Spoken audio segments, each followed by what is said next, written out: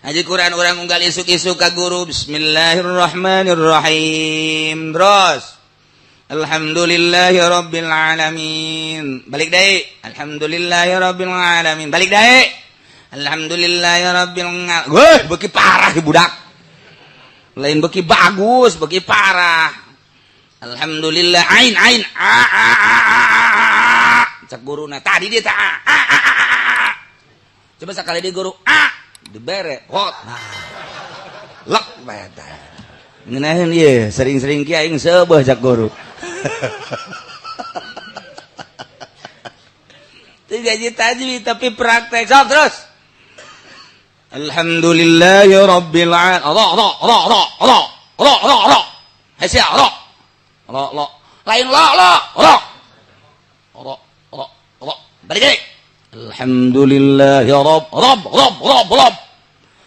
cak murid dek irahang geus aing tasdidkan rabbil rabb alhamdulillah ya rabbil rabb budak nya geus ngap-ngapan bae di geus sajam masih kana bulak-balik alhamdulillah rabb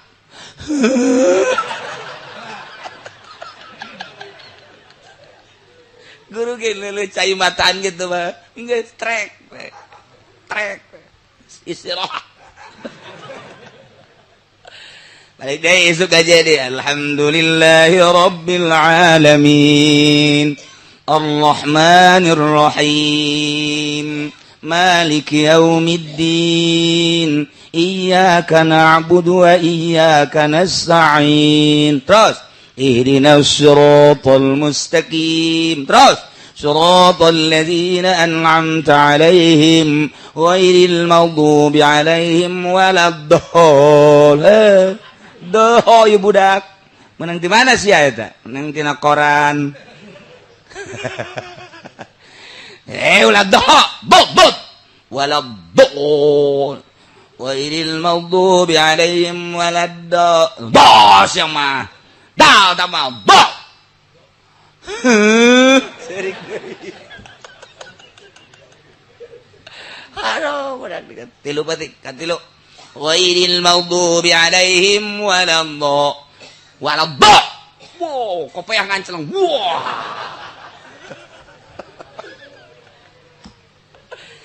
beres hasil dicarekan nyaho ha nyahoro nyaho tasdid praktek dah doang ketika ditanya mah ai eta rona kandel apa ipis teh nyaho nu penting bunyi na kos kitu ketika rabbi eta naon ngaranna teu nyaho tapi praktek namanya nyaho ketika manehanana nyaritakeun iyyaka na'budu parcis tapi teu nyahona naon ketika walau do di mana posisinya nya teu nyaho tapi pas jasa didengekeun ku urang rapi amat tapi teu nyaho ikhfa idgham izhar gunah dan lain sebagainya tapi rapi bandingkeun jeung Haji Pendi nu ngaji tajwid barangnya namanya ho ieu ikhfa ieu izhar ieu gunah ieu bila gunah dan lain sebagainya ai prak bae ngaji Fatihah urang embung ngamakmum asa pakia-kia amat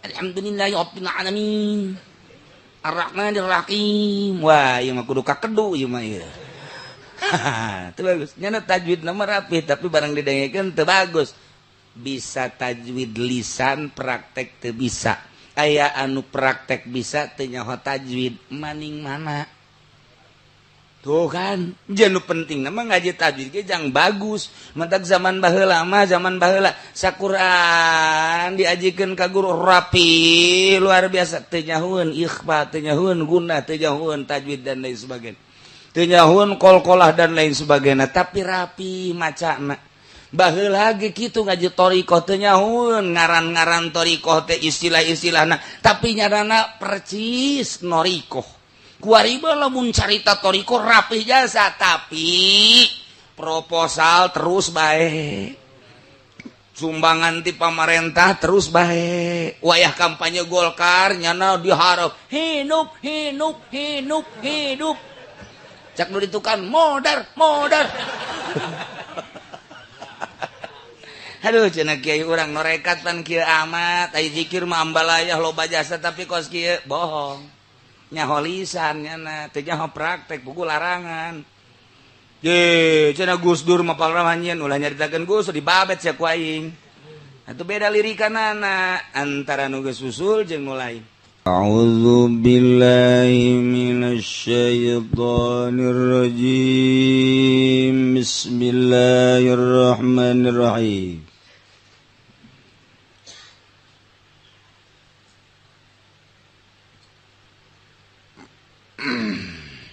Idza irtafa'a alaina wal bayn wal makan Kadat galan larima ilang apa aina lan baid lan makan wal jihadu lan sagahe jihad wadda solalan warulan larima petepung apa pirang-pirang cahaya ku sifat gaden bukakeun lebasa apa zat bisifati wabil ma'arif kalawan sagahe sifat lan pirang-pirang maribat padzalika haqiqatul mayyah magautai mangkono ku sifat iku hakikat sifat bareng idh huwa subhanahu na utai Allah maha suci Allah munazzahun liku kang den bersihaken anil infisali wat isali wal ittisali bil hadis saking dari mapisal lan dari mapetepung kalawan kang anyar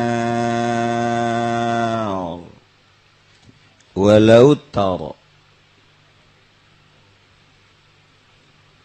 urang nyaritakeun tentang sifat barengna Allah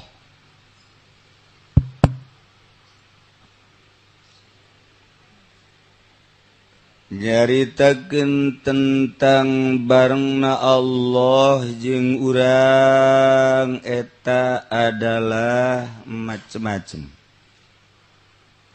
Barengna bil ilmi umumun, barengna bil qurbi khususun.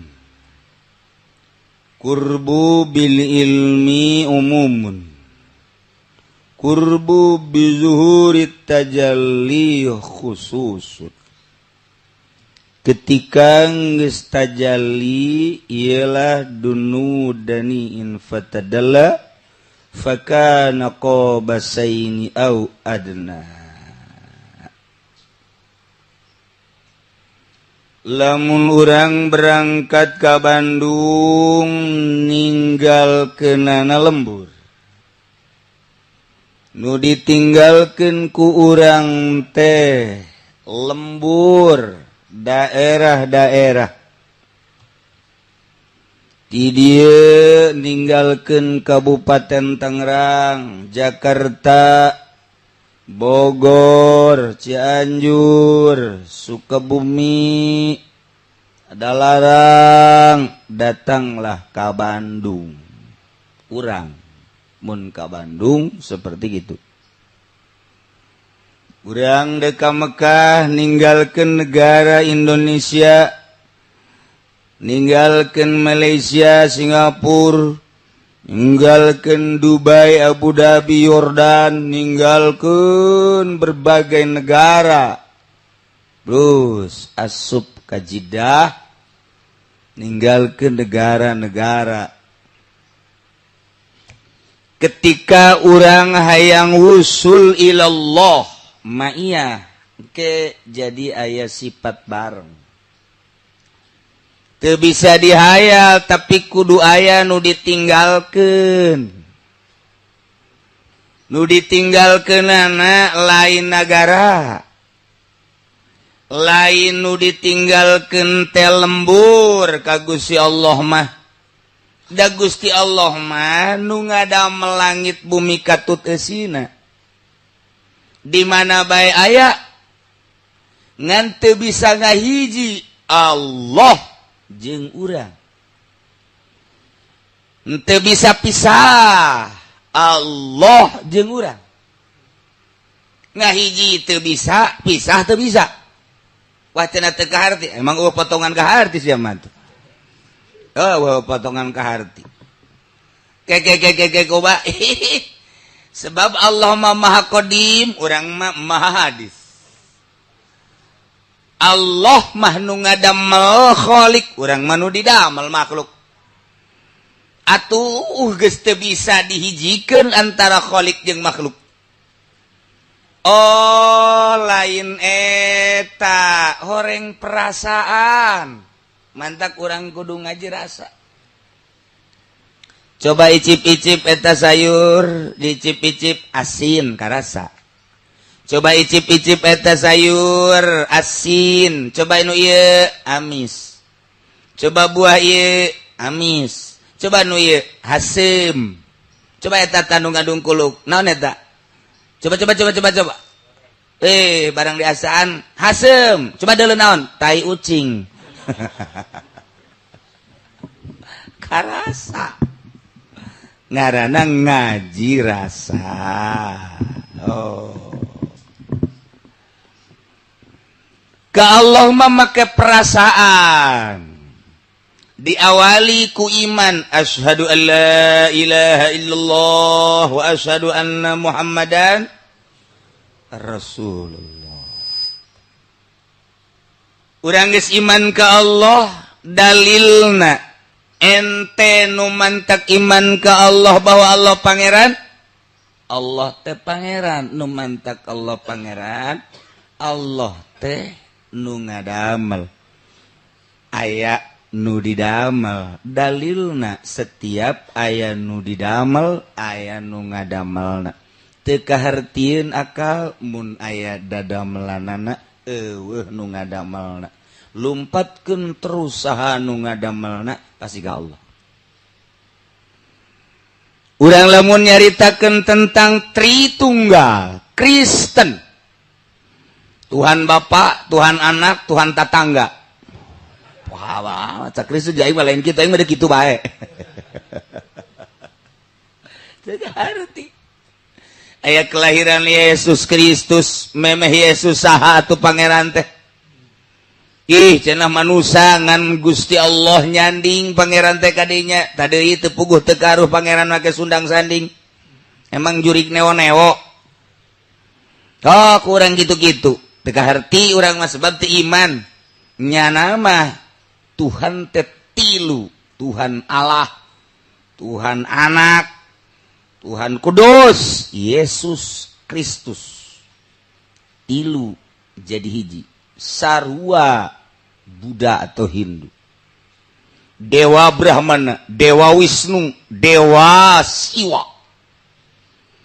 Eta irahayana dewa teh baheula nyana tapa. Sanggeus satapa saking istimewanya na tapa pangeran nyanding ka dewa. Deuh tadeui pangeran. Sundang sanding segala rupa. Nyandinglah ka dewa Brahmana, nyandinglah ka dewa Wisnu, nyandinglah ka dewa Siwa. Eta tilu dewa. Dewa Brahmana dewa pencipta. Dewa Wisnu dewa kitu anu ngaraksa menjaga pemelihara. Dewa Siwa dewa perusak. Jadi tilu dewa ngahiji mantap nyana ge sarua Trimurti. Naon bedana jeung Kristen? Dewa-dewa keneh datang ka urang aya empu sindok. Itu bararugu. Etalah petapa-petapa saking istimewana. Ieu diorbitkeun lah ku masyarakat nu ngadewakeun jadi pangeran. Pateuh arti pangeran jajadianan sakumaha? Tangkal buah daging. Buah daging jajadian. Seke ngaranna. Nah, itu teh dewa seke berarti kan. Urang mun gitu-gitunya marah sebab teh pangerannya. Di dewa-dewa di pangeran-pangeran lain sok nu nyiptakeun saha kumaha mimitina. Mana gerak kitabna nyeuleun nyana kitab. Yeun nyana kitab Injil, jeunan nyana lain Injil nu asli, Taurat nyana lain Taurat nu asli. kita beda jeunannya emang kita beda bah jeunannya bepedan menangnya dan lain-lain sebagainya berbagai kitab jeunannya baca Al-Quran beres kabeh teu bararuguh nah ndeka Allah kuari lantaran geus syahadat mulai atuh sok hayang wau jeung Gusti Allah nurunkeun jang paranti nu ngawauhkeun ka Gusti Allah dimimitian ku Kangjeng Nabi Adam, Nabi Idris, Nabi Nuh terus datang ka Kangjeng Nabi Musa, Nabi Isa diakhiri ku Kangjeng Nabi Muhammad sallallahu alaihi wasallam. Kangjeng Nabi teh dek ngawauhkeun makhlukna ka Gusti Allah yu urang ka Allah make syariat datang ke Allah aya deui hayang nu leuwih istimewa ieu urang ka Allah make thariqah datang ke Allah di akhirat cuman ke datang di dunia mente kitu bae sakitu aya nu hayang di dunia keneh geus datang ka Gusti Allah wusul ilallah hakikat Kangjeng Nabi teh mawa syariat thariqah hakikat aya anu datang ke syariat doang kos urang kieu wudu bari culak cileuk salat bari culak cileuk keur salat aya nu liwat susuna gede dideuleukeun keur salat aya suara musik ilu joget keur salat aya nu marhaba kabawa ku nu marhaba keur salat macam-macam keur salat teh macam-macam nu tadina eueuh araraya jak keur teu salat mah teu ieu lah salat urang mana pokoknya urang bae geus syariat ngaranna zahir doang rapi zahir mah wudu salat puasa zakat haji emang eta lah jang paranti ka Allah bisana sakitu geus saya datang ka paeh kos kitu bae salamet sebab ayat syahadah asyhadu an la ilaha illallah wa asyhadu anna muhammadan rasulullah asa kurang puas kos itu teh ibadah teh naik make thariqah geus neleuwihan suluk berarti ayeuna mah maka perjalanan khusus sok geura mulai loba larangan-larangan teu meunang ngahiji jeung ahli riba teu meunang ngahiji jeung ahli zalim adapun zahir mah pek bae ngan hate dika Allahkeun dikasor dika akhiratkeun di dunia babarengan kadeleuna jeung masyarakat di dunia bareng babarengan kadeleuna jeung pemerintah tapi hate akhirat. Oh, ai kos kitu mah babari atuh urang asup ka Golkar. Zahirna doang cenah batin nama ieu asal dibere ditarima jajak kabek.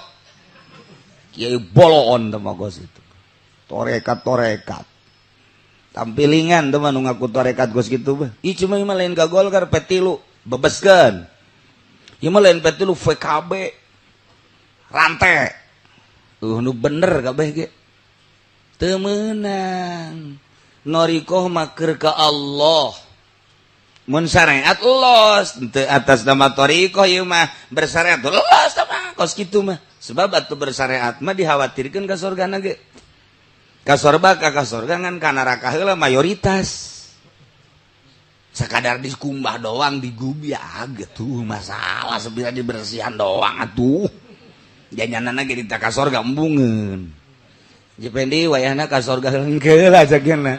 Henteu teu sanggup ka sorga. Kunaon sorga geus bersih. Emang aing ngaji? Ih kudu ikubah heula di jahanam. Ambo budak. Diu di roskam heula. Nyanana ge embungeun ka sorga teh embungeun ku sebab bobolokot kos urang bae sakumaha kamari. Mentas ngagaru aju pemajikan urang ngagawean di kasur nu serba wow make spray segala rupa pan. Hairspray make menyan. Segit ti ditu da wareng mambu jurig. Nah, cek pemajikan ka dieu urang sosonoan engke mandi heula embungeun nyanana ge sebab naik ka dinya kudu bersih. Ieu ge haji pendi teh ka sorga embung cek nya kunaon kredit can anggeus. bersihan heula sadar sorangan nya ge sanajan ku malaikat teu dikanarakakeun nya ngagujubarkeun maneh nah gujubar sia kudu lolonja mandi cik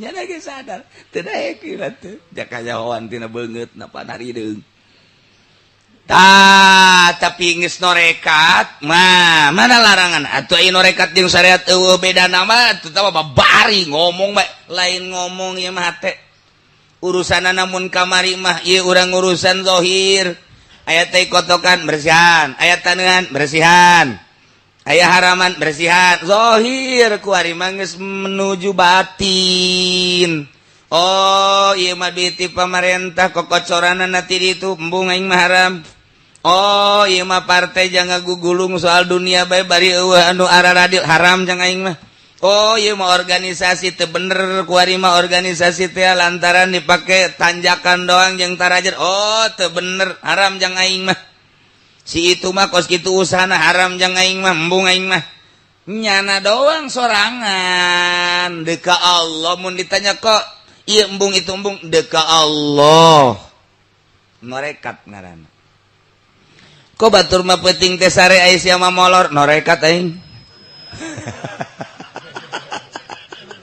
atuh babari norekat kos kitu mah horeng babari pan atuh sia mah batur mah itu daharna setik sia mah 2 piring aing keur norekat ulah loba omong sia oh kos kitu nya norekat atuh heueuh norekat naon ieu ulah loba omong pokona aing mah nyaho wusul bae ka mana wusulna adi tuh namana jahanam atuh ayo beda wah maka kudu aya nu nuduhkeun atuh tentang batin teh geus digambar atuh engke awak teh di jerona nu digambar teh lain di luar urang teh lamun neuleuh zahirna mah ieu teh sirah neuleuh zahir mah ieu teh leungeun neuleuh zahir mah ieu teh dada neuleuh zahir mah ieu teh beuteung neuleuh zahir mah ieu teh kubul dubur neuleuh zahir mah ieu teh suku jerona coba batinna digambar bakal ngarupa Allah bakal jadi lafaz Allah coba ge urang kieu teh tuh ieu bakal jadi Allah bakal jadi Allah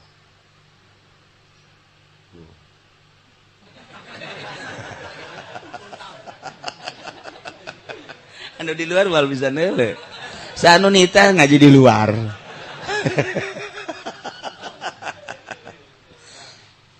ieu bakal cerita ala kadar doang ieu bakal jadi Allah teh dieu ka dieu bakal jadi Allah lamun di torikoh ke iya jadi Allah digambarkan percis ke bakal narik nanti manangan lima bayangan we wungkul tuh lain Allah iya bakal jadi ti dia bakal jadi kabeh eta zohir jang ngabayangkeun batin wari di jero ku urang digambar mulai make lembutan bisa jeung henteu kumaha maneh cak guru usahakeun tahap awal ieu ka dieu tahap kadua ieu ka dieu ka katilu ieu ka dieu sok heula mulaian geus teu kudu dipotokopi kitab thariqah mah sebab teh perjalanan kumaha guru bae mere sanajan teu boga tulisanana masalah thariqah mah daripada boga tulisanana teu dilaksanakeun dibuka bae emang amil amil nah buka deui berup jari sumajur ku jarang jeung gasoje sajuna jeung dalu kana woi dalu kana naon kara kamari aing ngaji pohoan ji atuh kumaha sia lain ka mana kara walipu aing mah lain walipu ja kamari ti guru walipu lain aing mah nah cak musa orang abdadi abdadi walipu dicak musa orang abdadi cak orang ribut gelut taluk padahal bener kabeh Nah ikir carita lain koski itu toriko mah teu kudu boga buku. Nah ayo bae ti guru soga ja praktek ti guru sila sia sila kieu silana bareng sia bareng tarik lapas tuturkan beat ngaranna laksanakeun eta nya peting sia hudang ngising sia piting ngising ngisang sia ajo ngopi beres hes deui babari orang norekat itu kos itu norekat si kos itu makana guru nekumaha lalakona jatorikoh mah perjalanan menuju Allah suluk disebutna je kadituna acak-acakan torekat teh haju aya di Golkar norekat teh haju aya di partai cak anu di ditu deka Allah mah akur bae dek di mamana ge nu penting karena Allah bisa henteu sia di Golkar kena Allah dibabeeteun sia ku aing je sok aju kitu sia gelut sia jeung aing tungtung na norekat gelut bae kunaon eta laranganana nu mantak dilarang mal bisa gitu bae sule ese-ese ieu teh deuk ditinggalkeun tuh nya eta keur norekatna bae ge hese tahap awal tahap kedua tahap wah tahap-tahap aya nu dibagi 4 nu dibagi teh nu bagi 2 sugro kubro daerahna doang teh mah adapun ka dituna dibimbing ku guru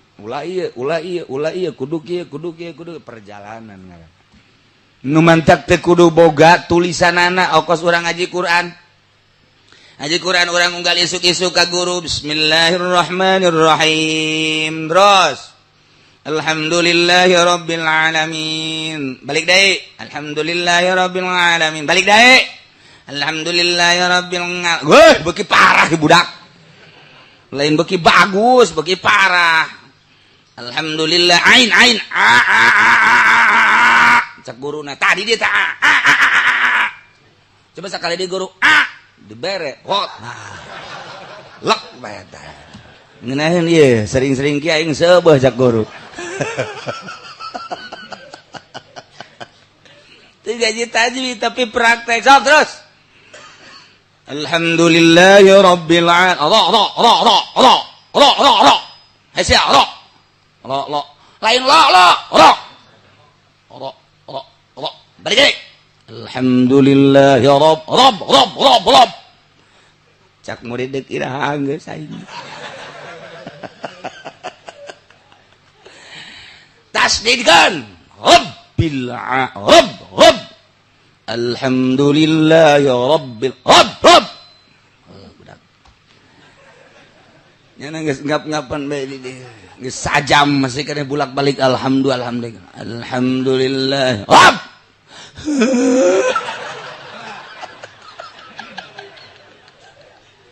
guru ge leuleut cai mataan gitu mah geus trek istirahat balik deui isuk aja deh alhamdulillahi rabbil alamin arrahmanir rahim maliki yaumiddin iyyaka na'budu wa iyyaka nasta'in terus ihdinas siratal mustaqim terus siratal ladzina an'amta 'alaihim ghairil maghdubi 'alaihim waladdallin doh ieu budak menang di mana sih eta menang tina koran ulah doh bot waladdallin ghairil maghdubi 'alaihim waladdallin bos yang mah dah tambah bot serik aduh budak tilu batik katilu ghairil maghdubi 'alaihim waladdallin wow kopiah nganceleng wah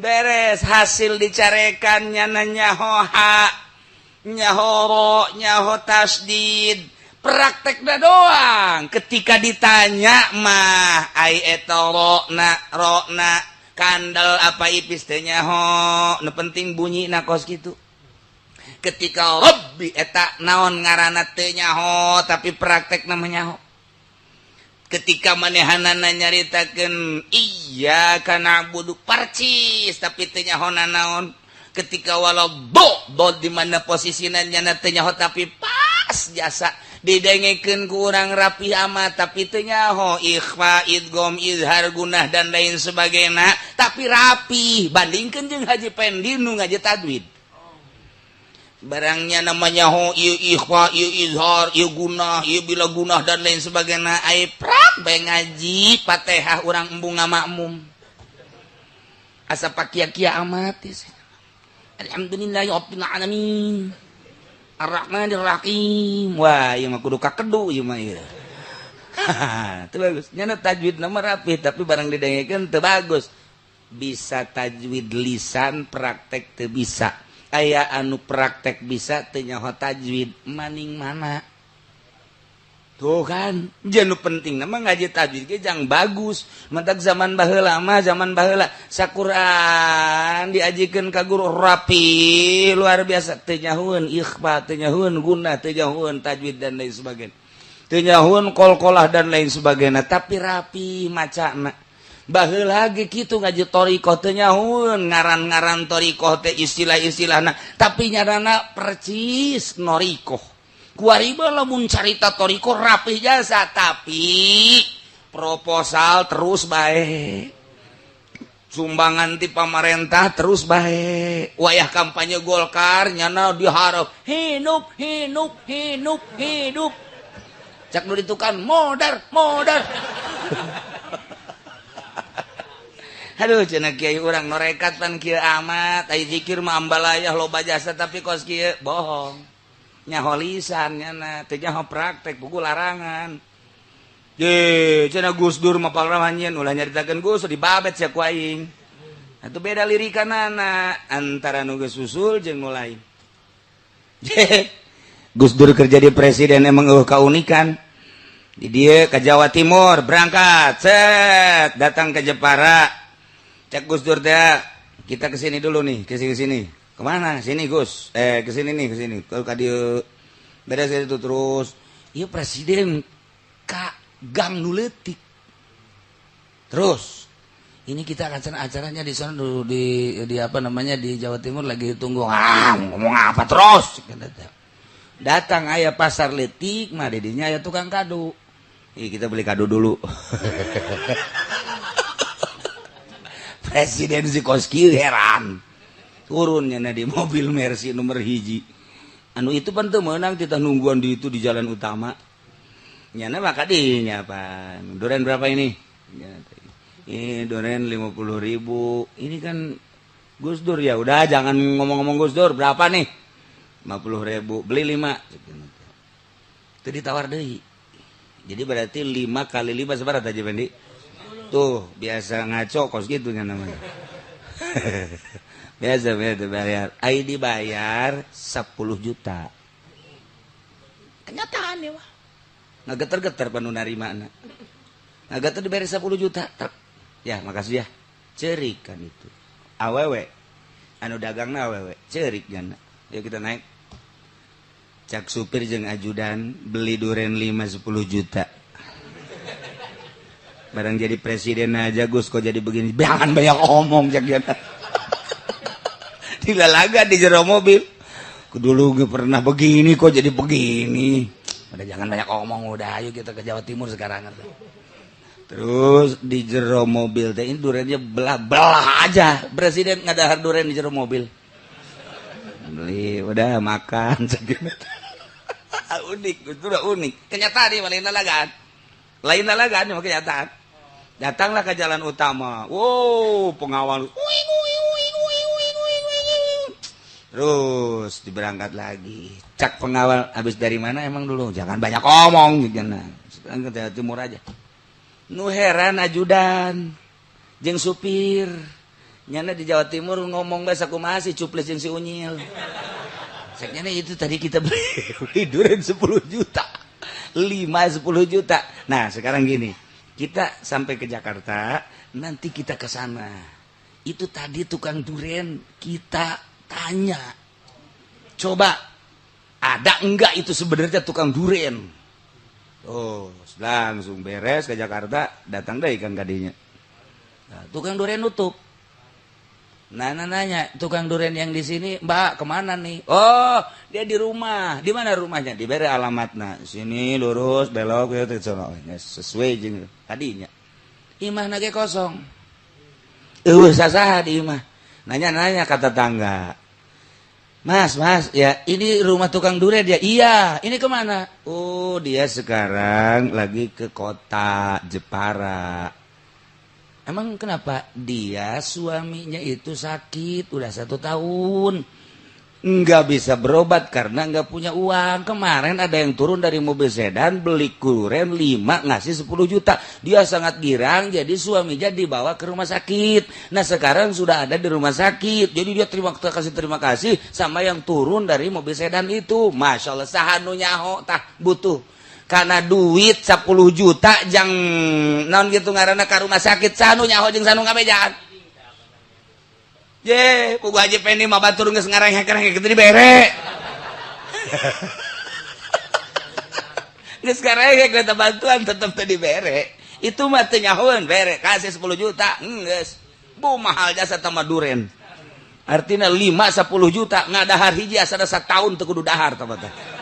Ku mahal-mahalna. Ieu mah nu jadi masalah saha nu ngabejaan. Salakina muriang 1 tahun jagus durna di Jakarta bae. Kemudian lewat kadinya heula, padahal di jalan utama kabeh titah cicing. Mungkin ceknya nasa kusur setengah jam atau lebih, pokoknya bagaimana sampainya aja. Saha tah nu ngabejaan kos gitu. Masya Allah karim. Kenyataan tah makan kos itu jelemana hirup keneh kuari. Mun ditanya di ngarana aya kabeh. Nyana ge gode kepala. Cager lah suami. Nah begitu cager dengan uang sakitu pas-pasan 10 juta nyana bebeja ke pemajikana ini lu dapat uang dari mana? Bebeja lah seperti itu. Nyana terus menelusuri ternyata Gus Dur nyana dek terima kasih mawa bakakak ke Jakarta. Atau mawa bakakak kerja dek terima kasih mangkaning make orang lembur maka sendal jepit sebelah lain. Datanglah ke istana Lego. Pegawai istana tidak boleh tamu yang begini masuk istana, nggak boleh. Gus Dur masuk ya, Gus Dur masuk, siapa bilang nggak boleh? Orang bawa bakakak pancal lu nggak bejaan mau bakakak eta. Masya Allah, bener gitu. Gus terima kasih, ini suami saya sekarang alhamdulillah udah sehat. Saking terima kasihnya nih saya bawa bakakak ke sini Gus buat Agus ya. Udah saya mah terima kasih. Udah saya sekarang mau pulang lagi nggak punya ongkos. Dibere ku Gus. Balik Gus ka dihitung heteng biasa. Aju bakakakna ku Gus Dur teh di pesetan-pesetan nu tadi ngalarang teh ya, tuh dihareup, dibere mentokna. Makan loh buat lo tuh bakakak. Kadang gitu-gitu, aduh sering-sering tamu yang begini. Tadi larang loh. Gus Dur banyak unik baik. Tuh pernah anu nyaritakeun kejadian seperti gitu. Nu jadi masalah saha nu ngabejaan muriang 1 tahun teu boga biaya hese Gus Dur nyahoeun. Nah, ieu mah keur carita urusanna urusan syariat, urusan thariqah, urusan hakikat. Ieu keur carita lah Gus Dur ge ja norekat di partai tuturkeun Gus ya. Kos kituna hayu ulah jedekeun ka Gus Dur sia bae heulana. Sia mah pugu kadal ge di emam. Kadal di emam kadal. Komo rek oros mah tuh. Ieu norekat kos kiamat.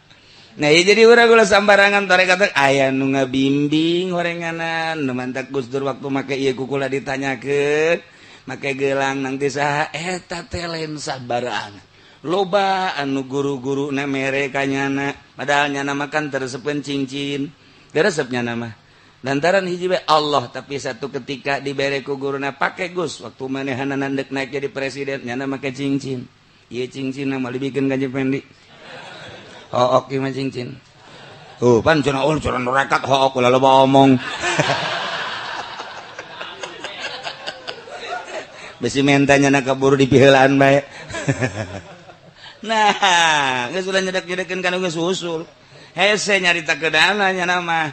Nah kuarima bersyariat urang deka Bandung aya anu lempang suku sebab bisa na lempang aya nu naik sepeda sebab bogana sepeda aya nu naik motor sebab bogana motor aya nu naik mobil sebab bogana ge mobil syariat keneh mulai kuari urang ayeuna mah rada istimewa sebab ari make perjalanan di sisi mah lempang sepeda motor mobil eta mah masih keneh loba lukaliku di sisi loba warung-warung remang-remang loba rest area gitu keneh gitu loba anu laliwat nu pingpingna nyingkap anu susuna nyingkap geus puguh dadana waduh luar biasa mantap aja pendi maka Bandung teh asana sakedeung sebab neuleuh anu kitu bae cakna teu karasanya ya perjalanan moal karasa tuh sebab pingping di deuleu bujur di deuleu dada di deuleu coba lamun zikir mah asa kebel la ilaha illallah la ilaha illallah maca sholawat geus menang 1000 angel cenah ka Bandung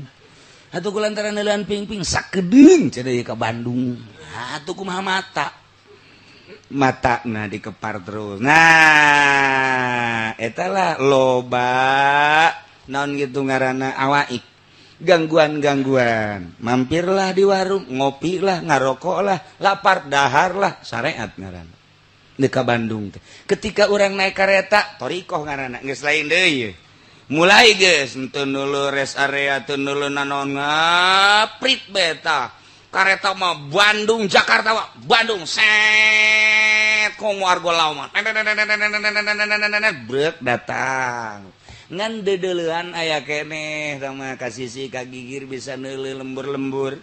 Di rel urang bisa neuleuh di kareta anu-anu ngan teu bisa aya mampir mah. Ngan neuleuh neuk mampir ge teu bisa hayang dibalangkeun masinis sia mampir teu bisa kareta torekat ngaranna ieu mah deuk make hakikat lah geus usul ilallah naik pesawat tet dengan jarak tempuh anu hese dicaritakeunana Jakarta Bandung langsung urang naik teu neuleuh ka sisi ka gigir aya naon teu neuleuh datang set datanglah ka Bandung teu neuleuh aya rest area teu neuleuh anu liwat teu neuleuh anu dagang teu neuleuh anu datang urang ka Allah sarua deuk make syariat kudu mampir heula di rest area ngarokok heula mentek urang deuk ka Allah make syariat aya ririungan aya organisasi aya partai aya kampanye hidup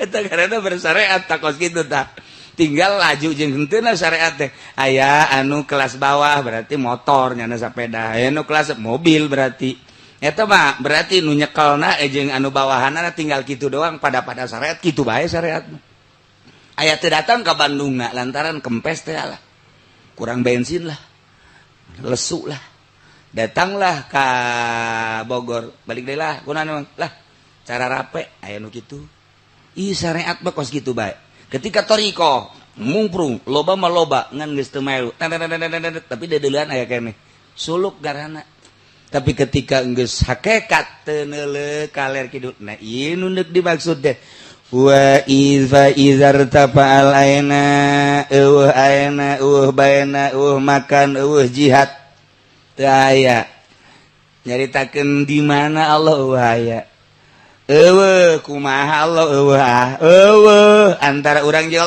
antara di mana Allah jihad teh teu aya watasolal anwar cahaya itisol ka urang tina perasaan urang deukeut ka Gusti Allah dunia makhluk dunia jeung makhluk teh urang dek ka Bandung nu ditinggalkeun teh nagara kampung urang dek ka Allah di jero hate ulah aya duniaan ulah aya makhlukan hiji be Allah dengan cara suluk tadi menang pituah ti guru dibimbinglah ku guru aya nu neko-neko set urangna cerdas bisalah ka ditu ku sifat zat bisifat wa bil ma'arif fadzalika haqiqatul ma'iyah etalah hakikat namanya perasaan sajeng Allah aduh geus eueuh nu dideuleuh kabeh ge eueuh nu kadenge iwal ti Allah rasa tah makos kitu teh ma fi jibati ilallah naon di jero jubah kula kecuali Allah unsi jeung Allah nya nama menghindar ti makhluk menghindar ti dunia jeung Allah eueuh nanaonan mun dibongkar dadana hatena eueuh nanaonan hiji be Allah datanglah nyana kahana hakikat ma'iyah asa bareng jeung Gusti Allah nah idhuwa subhanahu mudazzahun anil infisal wa ittisal bil hadis maha suci Allah karena Allah mah dibersihkeun tina infisal jeung ittisal bil hadis neueuh carita di mana kumaha keur kumaha jihad mana teu aya eueuh antara jeung Allah urang mah kan aya antara lantaran urang mah antara urang jeung Allah mah eueuh antara aing teu pernah teu neuleukeun ka sia sugan sadetik aing teu neuleukeun teu pernah aing teu pernah teu nyaho ka sia sugan sadetik aing teu nyaho ka sia aing teu pernah teu ngadengekeun ka sia sugan sadetik aing teu ngadengekeun ka sia eueuh antara Allah jeung urangna mah ngan urangna ka Allahna naon tah nu urang ketika Allah neuleukeun ka urang teh Allah mah terus bae teu pernah teu neuleukeun urang di gunung Allah neuleukeun urang di leuweung Allah neuleukeun urang di laut Allah neuleukeun urang di kota Allah neuleukeun urang di lembur Allah neuleukeun nangtung diuk Allah neuleukeun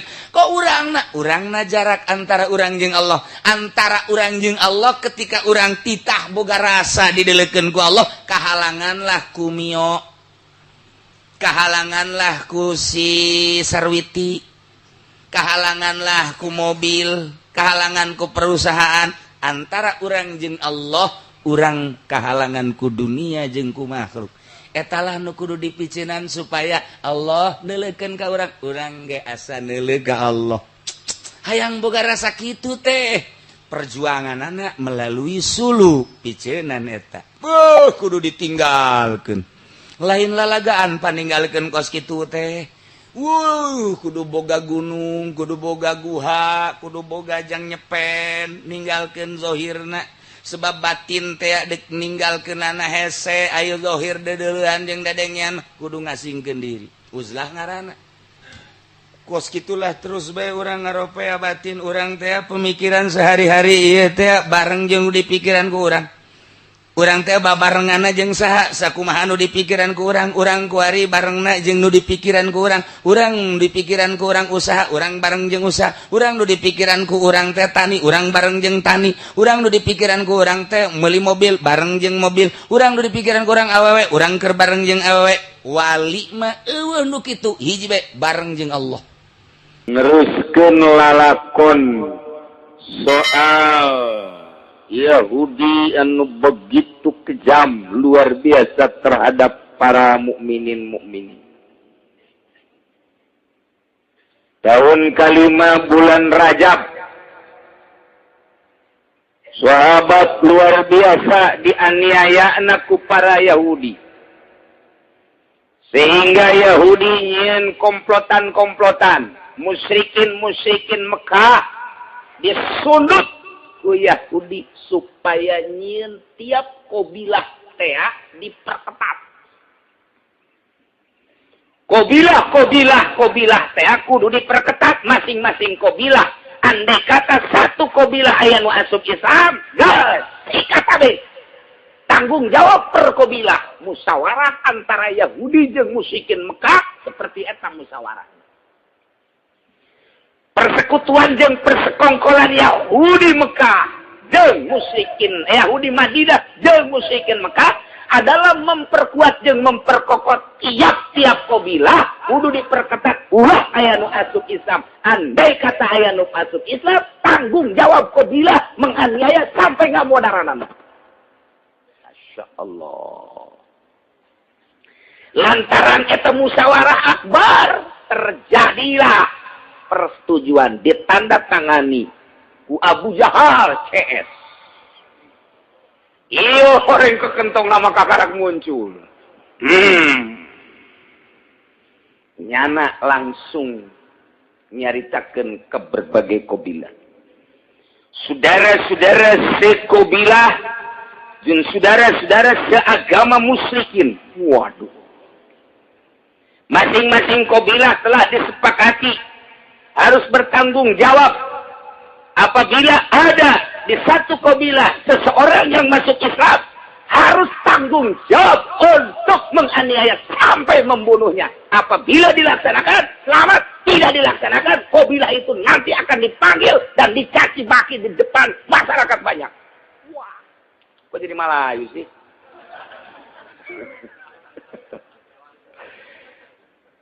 Tete itu diperhatikan ku Qabilah. Waktu masing-masing hayang muncul di hiji Qabilah asup Islam. Tanggung jawabnya na panggil ku kepala suku. Ya Allah coba asup Islam. Lantaran ieu geus satu kesepakatan, lamun aya nu asup Islam kudu dirasehatan. Sen heula, mun teu bisa aniaya, mun teu bisa dibunuh. Ieu mah sakadar kami mah sieun ka luluhur urang, kapten urang, jenderal urang, Sayyid Abu Jahal. Sayyid teh kepala. Hormati Abu Jahal teh eueuh deui pang hebatna. Di tengah hormat ke Abu Jahal deuk saha deui urang? Waduh. Wayahna Abu Jahal teh kudu dihormat ku urang, sesepuh urang paneta. Kieu deh.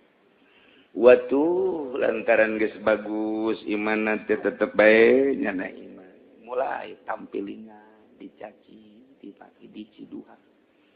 Diantepkeun sapoe. Kemudian isukna ditanya deui diseret datang ka aya nu dibunuhna sasaran.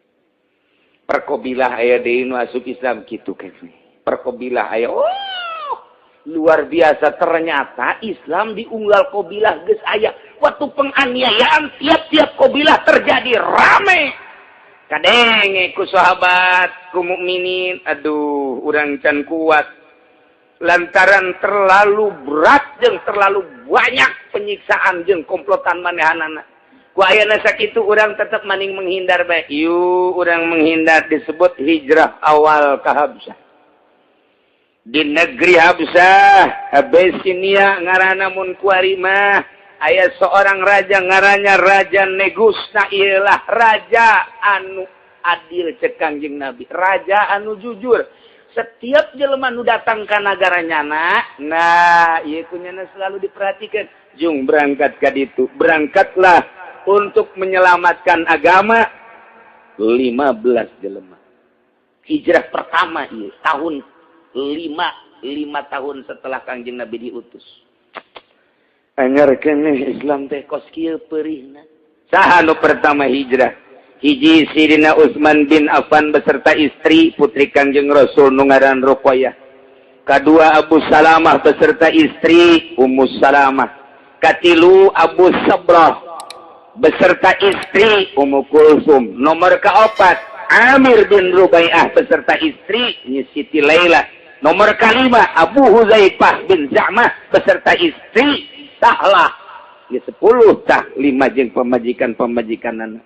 11 Abdurrahman bin Auf, 12 Utsman bin Maz'un, 13 Mus'ab bin Umair, 14 Sahal bin Bayda, 15 Zubair ibnul Awam. Berangkat melalui pantai utara. Didinya aya parahu. Disewa parahu untuk menyeberang ke daerah negara Abyssinia. Langsung berangkat, salamet datang ke ditu, mohon ke kepala suku di negara Abyssinia untuk nyilip dan ditanya dan ditakonnya nyalametkeun. Lantaran ieu jelema gede kabeh, sedangkan di negara Ethiopia di Abyssinia eta adalah keur meujeuhna serba ratrit kekurangan. Nyana cicing teh lain di kota sebab nyalametkeun agama, rempang lamun cicing di kota.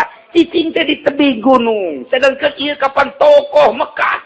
Bayangkeun coba Sayyidina Utsman tokoh, Abu Salamah tokoh, Abu Sabroh Amir.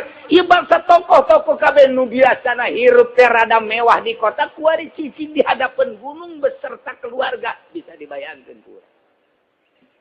Aduh, saaya-aya hirup, tapi nyana nyalametkeun agama. Sebulan, 2 bulan, 3 bulan balik deui. Tekuat lantaran suplean makanan.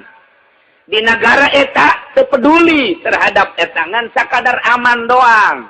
Jeung can dibejakeun ka Raja Negusna bahwa aya serombongan tokoh-tokoh Mekah nyalametkeun. cukup ditopangku di handap doang minta izin teh ngan caukur datang ke camat doang mun kuari mah teh datang ke bupati acan cicingnya dihadapkan gunung hanya 3 bulan lain teu kuat nanaon makanan teu aya roti geus beak korma geus beak kacang geus beak meuli bebekelan ka kota rada jauh musyawarah cek Sidina Utsman jeung Abdurrahman bin Auf jeung Utsman bin Maz'un urang balik bae heula maksudna ke urang ka dieu deui urang neangan jelema nu loba abeh urang ngatur strategi ngeunaheun jang paranti ka pasar aya jang paranti ngalacai aya nah urang utar atur yuk balik heula setelah 3 bulan ternyata begitu balik beuki parah di kota Mekah teh pemboikotan tentang perekonomian lamun aya nu meulina mukmin ulah diladenan lamun ngaladenan pembeli mukmin dianiaya nu ngajualna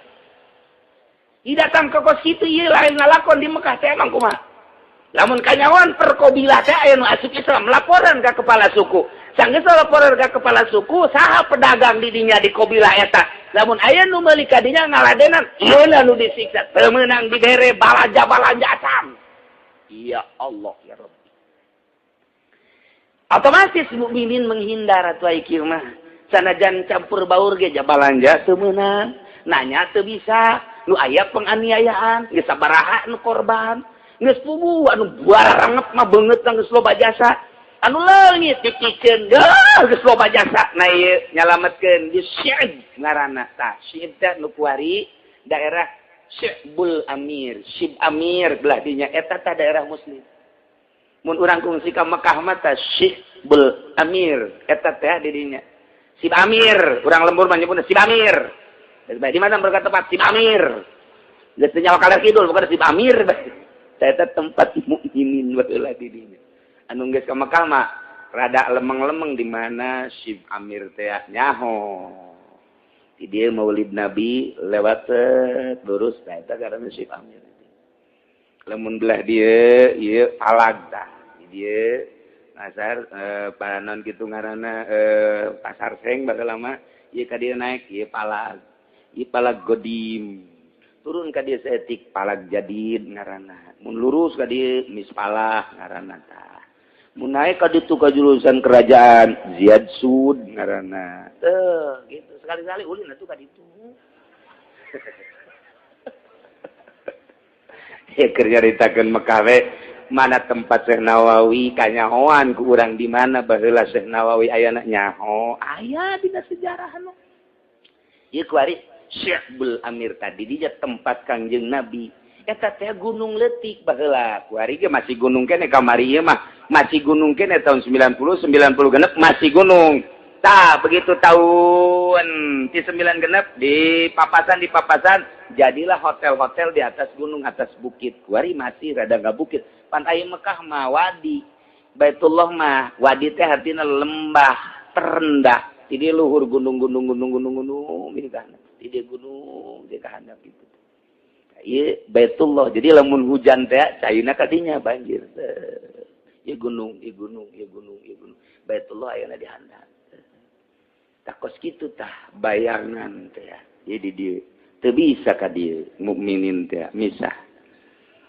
Kanjeng Nabi encan aya instruksi perang di Mekah mah tetep cak Gusti Allah fastaq bima tuma wa a'rid 'anil jahil saat keur meujeuh rid tugas Kanjeng Nabi malah kudu ngajaharkeun dakwah Muhammad ulah sieun-sieun kuari tatap bejakeun ka tauhidan teh bejakeun sampaikeun karisalahan teh pangeran teh hiji nu ngadamel langit jeung bumi sampaikan bahwa anjeun teh sebagai rasul Allah anjeun Nabi tetap nyampaikan di mana baik kuari nu tadina ti imah ka imah bebeundanganna hanya setik begitu Kanjeng Nabi pasta bima tumar luar biasa dukungan teh malah nu paling istimewa di tahun etalah jawara bolongkotan nu tadina menganiaya atina sorangan Sayyidina Umar asup Islam Kanjeng Nabi ngadoa Gusti ampun abdi ieu dakwah titah kenceng saha pendukungna Gusti ngan Gusti anu maha uninga Allahumma a'izzal Islam Gusti bi Umaro cak Kangjeng Nabi. Abdi nyuhunkeun keagungan Islam ku Umar. Sebab Umar teh jawara. Sayyidina Umar teh lain lalagaan nya nama lamun nampiling kelenger. Lamun nampiling jelema teh kelenger geus pokona mah cak bayangan Kangjeng Nabi lamun Sayyidina Umar ieu asup Islam mantep asana ieu. Geus pokona mah istimewa asana Islam. Kangjeng Nabi ngicelak bae ngadoa ka Gusti Allah. Hayang Sayyidina Umar keur bejeunanya teu nyaho kalar kitu. Mabok aya di nyana. Judi aya di nyana. Oh, leungeun lagi geus kecekal ku sorang. Leungeun ieu pepeuteyanana. Alah jawara di urang mah meureunan kunya dipotongkeun doang. Dipotongkeun ku Sayyidina Umar mah harenges jasa Sayyidina Umar. Kumis dage kumis Sayyidina Umar mah ti dieu ka dieu. Dicaritakeun ku ahli tafsir ti dieu lempeng tadi belot ka dieu. Jadi kurang bisa dibayangkeun pohara jasa Sayyidina Umar. Anu di pasar kemis anu dikitukeun tah Umaran tah mah. Gede. Liang irung teu kadeuleut. Liang irung sakitu gede teh kada kumis Sayyidina Umar teh tadi lempeng gede di dieu ka dieu. Eta Sayyidina Umar eta. Ieu dicaritakeun dina tafsir. Di dieu godegan gadis. Sionggot datang ka dada ka dieu. Matana pureuleuk hideung, irungna gede. Kulitna hideung. Hideung teh lain hideung datang cara kitu teh hideung Arab teh hideung. Carang seuri. Panas lagi jawara sering-sering mah jore. Jawara tapi sering-sering hehe. Ya, tuh ome budak atuh. Jawara sih. Anu liwat. Kenyaruan di luar naon cenah teh. Itu kebayang kurang pohara jasa Sayyidina Umar teh kos kitu masyaallah. Hiji kumisna gede mulintang.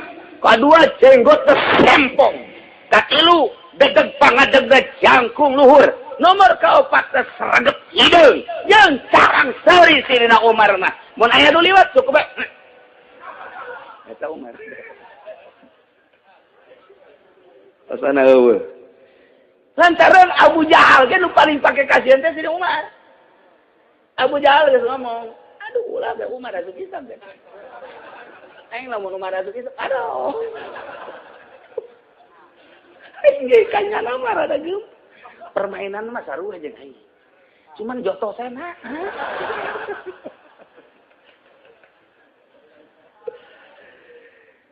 Begitu instruksi Kanjeng Nabi hijrah kedua berjumlah 82 ditambah jeung awewe 18 encan budak-budak marilu deui di antarana hijrah kedua ieu tokohna Ja'far bin Abi Thalib paman ku anjeun beserta istri Siti Asma bin Umais. Nomor kedua Miqdad bin Aswad, nomor ketilu Abdullah bin Mas'ud, nomor keempat Ubaidillah bin Zahas beserta istri Umi Habibah, nomor kalimana ya sederetan orang-orang Yaman nu datang ke Mekah. Setelah datang ke Mekah asup Islam kabeneran dek rencanakeun hijrah ke Habsah kedua ditilukeun ku Kangjeng Nabi. Orang-orang Yaman anyar asup Islam jung milu ka ditu salametkeun agama cek Kangjeng Nabi. Berangkatlah ka ditu salah sahiji dulur dari Sayyidina Umar nilu. Dek mana sih? Masing-masing lain masing-masing dek mana? Kieu bae ka kakak atunya kalan agama nenek moyang. Kula mah geus iman ieu ka Kangjeng Nabi Muhammad. Geus urang masing-masing dicekel eta luhurna tampiling cabut buak nger bae. Ngagoler dirinya diantepkeun ku Sayyidina Umar. Monar sia. Ngalawan ka aing. Wah, korban hiji. Artinya na terus benta. Eueuh, kira-kira lompat ka imah ngonci maneh. Isuk dek berangkat. Sayyidina Umar kadinya deui. Di deuleung aya teu atau budak. Anu eueuh cacag bae mun aya cacag siapa wae. Eueuh padahal direkam. Aman. Nyana bebeja. Kula dianiaya ku kakak. Barangnya kitu kula ieu moal kuat asana hirup dek milu bae lah hijrah. Oh geus teu masalah. berangkatlah hijrah nu tadi milu jeung ieu lah rombongan nu kedua. Tokoh-tokoh Mekah anu pilihan otakna anu tadina milu utar atur strategi negara kuari nyilip. Ja'far bin Abi Thalib tokoh Mekah anu sangat luar biasa, otakna cerdas. Lantaran Injil teh nyana tawar. Perekonomianana pesat jasa, pusat kota Mekah teh dikuasai adalah ku Abu Thalib. Lain letik-letik Ja'far bin Abi Thalib teh lain letik-letik jelema, tapi nyana menghindar. Sabodo geus, urang mending nyalametkeun agama deui. Dua Mikdad. Strategis Mekah teh urusan pertahanan Mekah teh ketika nyana hiji jeung Abu Jahal jeung tokoh Quraisy, Mikdad ieu paling jajaran depannya. Paling ditakuti ku musuh-musuh ketika aya huru-hara. Lantaran nyana adalah sebagai panglima Mikdad ge mengasingkan diri sarua bae. Nomor katilu Abdullah bin Mas'ud. Sebagai pengusaha terbesar saat eta, Abdullah bin Mas'ud teh mun aya nanaon jelema mohonna ka manehanana. Nyanalah anu ngembangkeun perekonomian di kota Mekah. Lantaran nyana nyalametkeun agama ditinggalkeun Mekah. Bayangkeun ku urang-urang kakarak boga beca bae ge wani. Geus teu bisa ninggalkeun imah-imah acan. Da ka mana mah aje? Ngaji ka Cilongok. Ieu urang ngaji. Ah, ieu ngabeca ieu, riweuh ieu, pelekna, bengkok ieu. Teu bisa nyalametkeun agama ku bengkok beca aja. Deuleuh Abdullah bin Mas'ud. Ditinggalkan onta, ditinggalkan segala rupa perekonomian nyana menguasai. Tinggalkan. Kitu kene Ubaidillah bin Jahaz. Kitu kene sederetan anu lain. Tokoh pertama berangkat hijrah kedua. Tak kakarak ieu meminta izin ka raja. Terketahui oleh raja bahwa ayat tokoh-tokoh Mekah anu hijrah teu bebeja nyalametkeun agama, pajar teh hijrah teh dagang bae. Geus bae teh nyahuan raja negus. Res Kangjeng Nabi terus dakwah leletikan jadi gede di Mekah teh. Sabaraha taun eta di ditu hijrah teh? 5 tahun lain saeutik-eutik tahun. 5 tahun PT di Abyssinia teh. Nah, Kanjeng Nabi instruksi hijrah kuari ka Madinah lantaran geus teu kuat jasa. Taunan eta pan Sayyidina Umar asup Islam. Mulai rada buka dada Kanjeng Nabi. Asal ngomong Islam di tukang geus aya Sayyidina Umar. Sayyidina Umar dipanggil ku Abu Jahal. Umar, lalakon ieu kunaon kok bisa jadi asup Islam ge? Cek Sayyidina Umar teh sakumaha ka nyaho kula ieu encan aya ayat-ayat anu dibacakeun haju ngareteg hate. Kula dibacakeun Taurat, dibacakeun Injil biasa-biasa bae, tapi begitu dibacakeun Quran, Masya Allah. Cek Sayyidina Umar ieu mah lain lalagaan. Kula dibacakeun Toha, asana nyeresep kana hate. Dibacakeun deui surat Maryam nyeresep ka jero hate. Dibacakeun deui Yasin nyeresep mantakah kula mandukeun asup Islam bae ka jeung Umar. Tapi awas ya, urang ulah perang. Tapi cek Sayyidina Umar. Waya perang bae. Antara eleh jeung menang, pokona mah mun di dieu menang, di dieu eleh. Mun dinya eleh, di dieu menang. Pon kitu amat. Tidak Umar. Jawara mah kitu bae di mamana ge ngomongna. Kitu bae jawara mah. Mulai kadenge Sayyidina Umar asup Islam, harus luar biasa. Kata dina Sayyidina Umar teh langsung datang ka Kangjeng Nabi. Kangjeng Nabi keur mejeuna jeung sahabat. Muhammad, ya Rasulullah, Umar datang ka ajeun. Sedangkan ieu pan geus dikieu-kieu bae tah, pedang. Jak sahabat teh, ya Rasulullah menghindar bae Umar, antep. Beuki datang, beuki deukeut. Datang di hareup kitu. Kanjeng Nabi di dieu. Sahabat kabeh, asana ieu mah. Geus di dieu kabeh tah. Muhammad asan. Eta kunaon pedang? Tepluk. Ye, cak sahabat teh pedang ragan. Pedang raga datang gusruk bae ka hareup. Asyhadu an la ilaha illallah wa asyhadu annaka Muhammadan Rasulullah. Ku Kanjeng Nabi terus diangkat, dipeluk ku Kanjeng Nabi. Sahabat kabeh carari kabeh. Anu luar biasa. Lantaran tokoh lain letik-tik tokoh Sayyidina Umar mulai napas Islam rada gede. Luar biasa. Tah Kanjeng Nabi ditinggalkan ku para sahabat lu tadi. Tokoh-tokoh Mekah teh kuari aya deui kalang dada anu luar biasa. Iyalah rahasia Allah Subhanahu wa ta'ala. Mah Sayyidina Umar kuari nu kokoar mah Kanjeng Nabi nama saeutik kokoarna Sayyidina Umar nu gede. Asal aya naon mah cek Sayyidina Umar dakni ya Rasulullah. Tinggalkeun kula nu tanggung jawab. Beheung. Geus kok kitu bae Sayyidina Umar Madinah Bukhari na ge dakni ya Rasulullah. Mun aya naon ngomong musyrikin dakni. Serahkeun kula maksudna dakni teh. Gas kula mah. Kanjeng Nabi ge eta teh geus sibuk asal aya naon mana keula tenang mar tenang. Ulah kahayu ge. Asal Kanjeng Nabi berangkat Sayyidina Umar di dieu. Asal musyrikin rada kenceng bae toel dakni. Eta urang lamun kos kitu hirup resepnya. Deui lamun aya jawara aju jadi kalang dada kiai, masyaallah. Atupan ieu mah jawara nangan teu ngegel doang. Sawareh tapi. Aya teh Sayyidina Umar lain lalaga. Masyaallah dina Bukhari geus dijelaskeun, dakni ya Rasulullah. Serahkeun ka abdi, tinggalkeun. Ku abdi geus tuan mah ka tukang.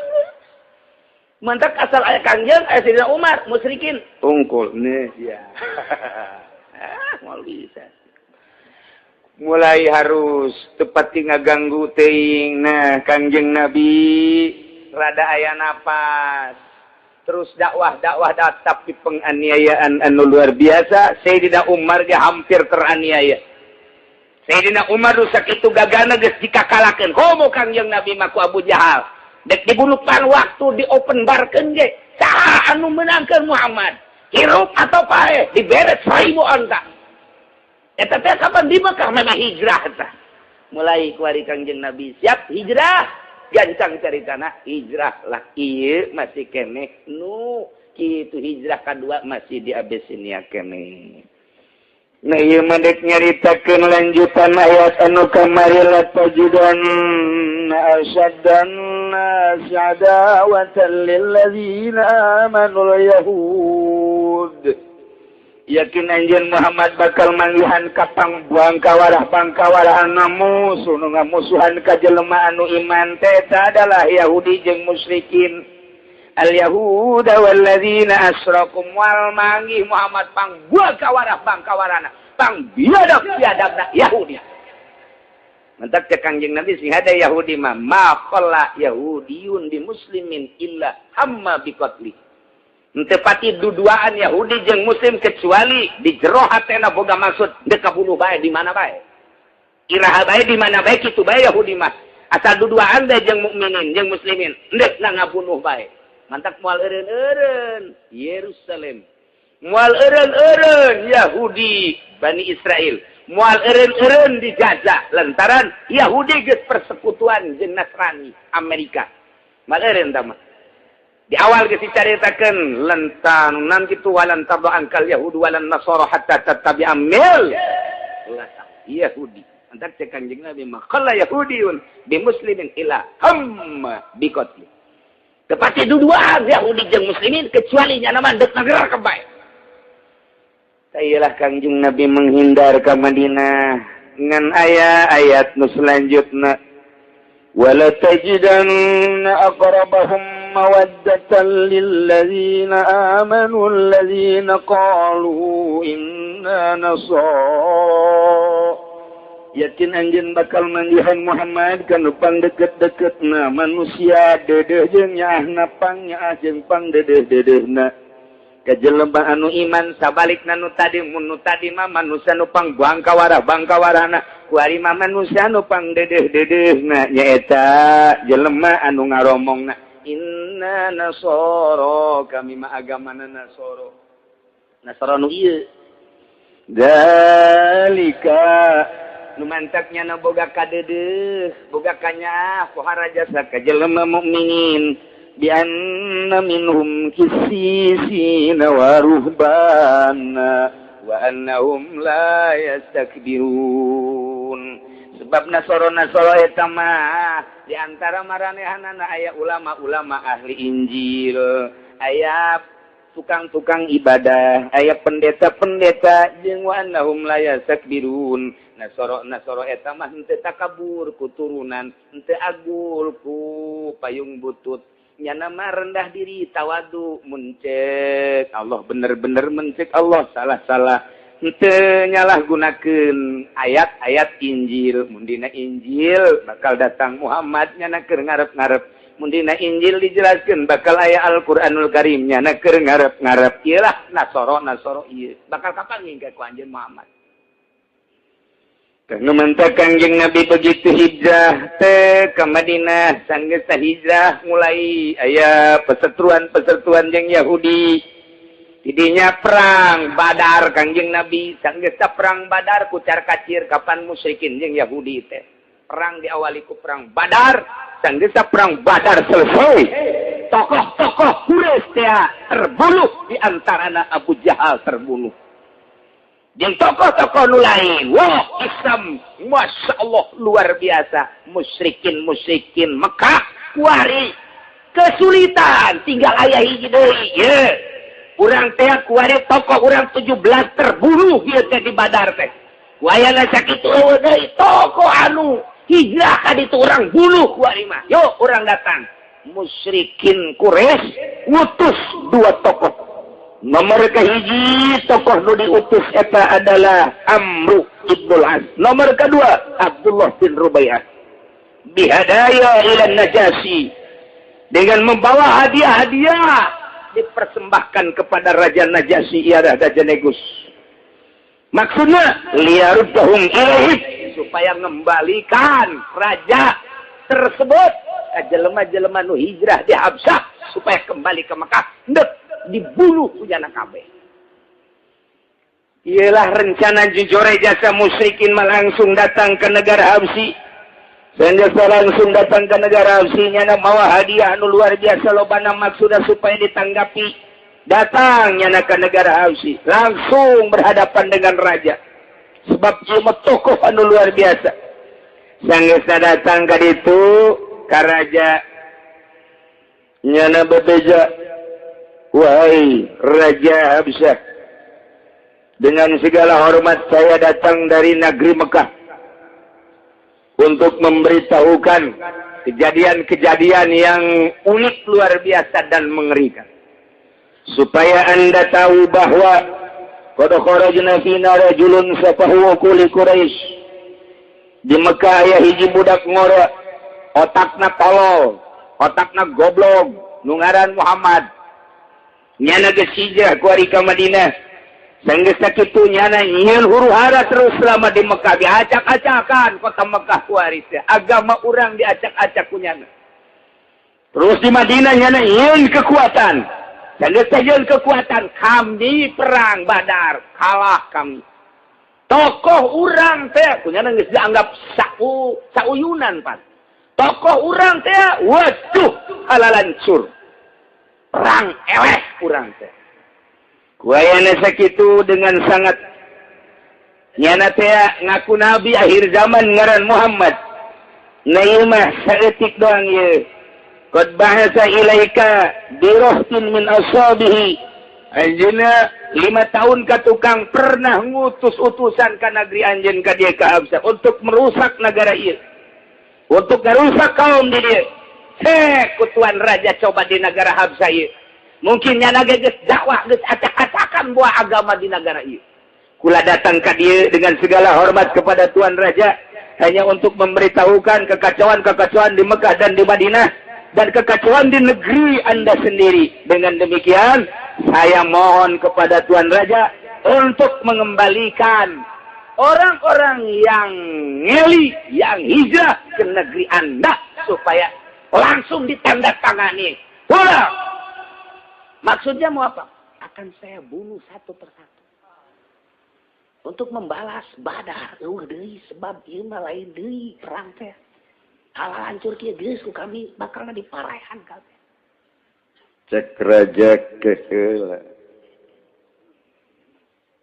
Segala rupa permintaan anjeun ku kami geus kadenge tapi kami can ngadenge langsung tinu hijrah tadi hatta nas'alahum kami dek nanya heula coba ka dieu dek naon amaro bihim marentah Tuan Raja supaya dihadirkeun eta nu hijrah ka dieu coba ka dieu kabeh akhirna dihadirkeun tanya ku Tuan Raja ngan samemeh nanya Tuan Raja teh faqala lahum ngomong penggawa Tuan Raja teh termasuk orang Mekah Amr bin As deleukeun coba geraknya mun teu akur lah geus ulah loba omong maning usir bae ulah kitu cek Tuan Raja urang make tata cara jeung kasopanan coba hayang naon ngabeng-breng raja utusan Mekah di dieu jeung para penggawa-penggawa menteri-menteri di dieu jeung para penggede gubernur bupati ditongton ieu teh lain lalagaan di istana kerajaan Najasyi di Abyssinia datanglah melalui pintu begitu datang kadinya ngabring kabehan make tahiyat anu rapih luar biasa sidakap kabehan sanggesa sidakap yastazinu auliyaullah cek manehanana mohon maaf kepada Tuan Raja dan segenap yang hadir di sini saya sebagai wali-wali Allah mohon maaf izin untuk masuk bahasana kos gitu tah kami adalah wali-wali Allah mohon izin untuk diberi izin masuk cek eta nuduhan tuh ngomong wali Allah pantes sopan eta ka urang sopan eta kos kitu geus make tahiyat naon eta lalakon kos kitu geus mendingan belum kebel bari ke bae hancur tenang cek Tuan Raja izadu lahum izinan dengan kumaha bae caranya bertahiyat bertata krama silahkan asup eta kekal di pintu gerbang begitu asup marhaban bi auliyaillah cak Tuan Raja selamat datang berbahagialah kepada wali-wali Allah cak utusan teh pan gila beda jeung dipake ka aya gitu ali ulah nyebut wali Allah ih naona setan gitu tenang falamma dakhalu alaihim salamu barang arasub kabehan urug salam assalamualaikum sopan luar biasa raja can ngajawab lantaran can Islam ngan tunggu doang tunggu tetep mulai di dia ayat sifaqala rahtu minal musyrikin ayyuhal malik ala nara anna sadaqna annahum lam yuhayyuka bitahiyatika allati tuhayyu biha lain takula geus jarita bahwa sing hade lamun lain make tata krama nu biasa dipake tata krama ka Gusti ka Tuhan tah ieu teh pan teu sambarangan berarti cenah geus kalawan ka urang geus kieu mah lain sambarangan tamu nu kos kieu mah ulah dibere lembar mending usir bae sababnya anak geus make tata krama nyana sorangan teu make tata krama nagara urang jeung agama urang maning usir bae eta kaum kabeh gubernur menteri na ngaromong kitu kabeh ngan raja doang henteu utusan Mekah kitu menteri-menteri na kabeh penggawa-penggawa na kari itu kabeh geus ulah kebal-kebal maning usir bae mah bahaya ieu mah hileud dia mah bahaya tapi Tuan Raja tenang heula urang dengikeun heula kalem bae faqala lahum al-malik Tuan Raja ma mana'akum an tuhayyuni bi tahiyati kunaon anjeun teu make tata krama nu sok biasa dipake tata krama ka kuring make tata krama cara-cara urang dina Injil kunaon teu make kos kitu qalu cek rombongan Mekah nu hijrah teh inna hayyainaka bi tahiyati ahlil jannah wa tahiyatil malaikat kami kuari geus berubah make tata cara penghormatan ahli surga jeung penghormatan malaikat. Wah, eta tegep jasa ngomong.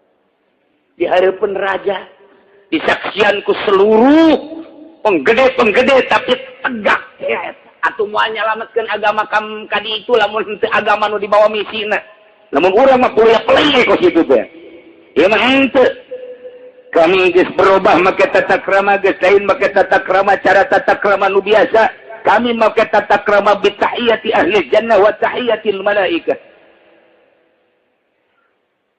Kerajaan Najasyi mayakulu sahibukum fi Isa wa ummi. Coba. Salah seorang di antara anjeun maju ke hareup dek ditanya heula-heulanan. Ulah ka nyaritakeun tahiyat ahli surga jeung tahiyat malaikat. Dek ditanya heula. Kumaha coba tentang sahib anjeun mengenai Isa jeung ibuna coba. Tolong dijabarkeun saha eta Isa. Ja'far bin Abi Thalib maju ke hareup cek Ja'far Isa adalah huwa Abdullah wa Rasuluh wa kalimatullah wa ruhum minhu alqaha ila Maryam al-Azra Isa adalah bukan Tuhan Isa adalah hamba Allah dan utusan Allah dan Isa adalah kalimatullah dan ruhum minallah yang dilahirkan oleh Siti Maryam al-Azra bukan Tuhan Masya Allah eta dihareupeun Kristen eta anu dua teh utusan udah ngabunuh sikat habis tenang Masya Allah pohara tu gagah-gagah teh Ja'far teh ke kerajaan Najasyi coba tolong jelaskan tentang Maryam saha eta Maryam annaha al-azra'ul batul Maryam adalah seorang wanita perawan yang murni, yang bagus, yang berpangkat siddiqah. Dia adalah bukan istri dari Tuhan. Dia bukan anak Tuhan. Dia adalah hamba Allah yang diangkat oleh Allah menjadi siddiqah, bukan siapa-siapa. Jawaban Anda begitu tepat benar itu Ja'far bin Abi Thalib. Sanggeusna kitu Raja Najasyi turun ke handap nyopot kayu. Copot kunyana kayu dikiekeun. Diacungkeun, dikiekeun eta kayu. Cek Raja Najasyi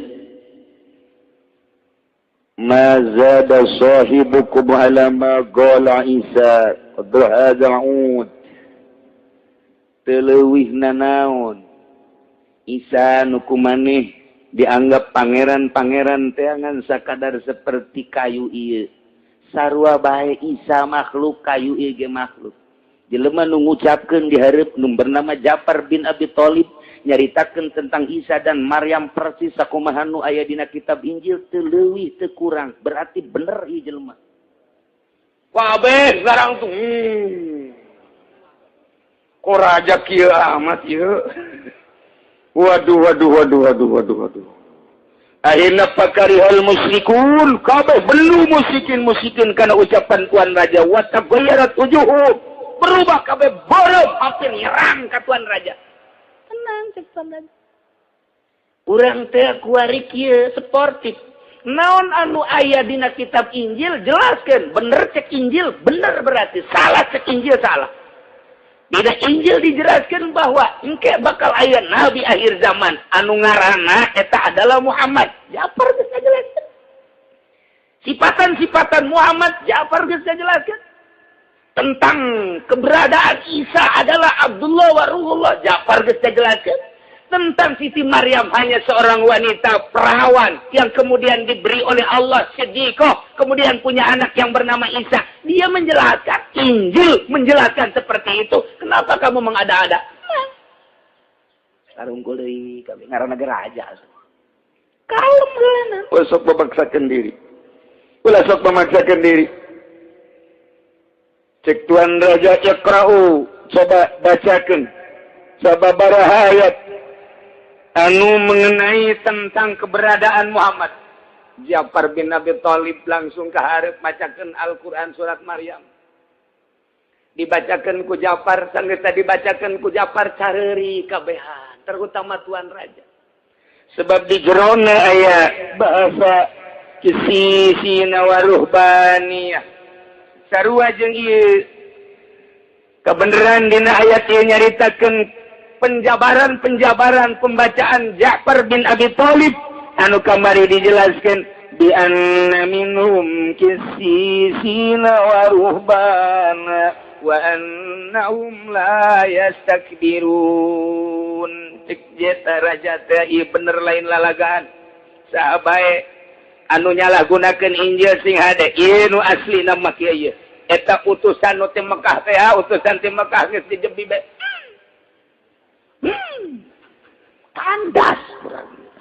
kandas dia Muhammad ieu sihirna ku hebat-hebat teuing datangkan di negara batur ge haju percaya kieu teu beres ieu Muhammad ieu nyana Noel bae Tuan Raja karena situasi tidak mendukung situasi tidak kondusif naon eta kondusif aing teh nyaho pulang aja tidak beres tidak beres ya udah kamu pulang sana sampaikan kepada orang-orang Mekah bahwa orang-orang yang hijrah ke Habsyah, ke Abyssinia, saya sebagai rajanya, tolong salamkan bahwa utusan ini adalah benar sekali dan Muhammad itu adalah betul-betul Nabi akhir zaman. Ulah loba ngomong kan raja. Ulah dikembangkeun tah ngomong ke situ tah. Geus, sama tinggal. Mas, pae ya. Sial aing mau hadiah. Hadiah tuh punya dicokot. Jangan aku situ.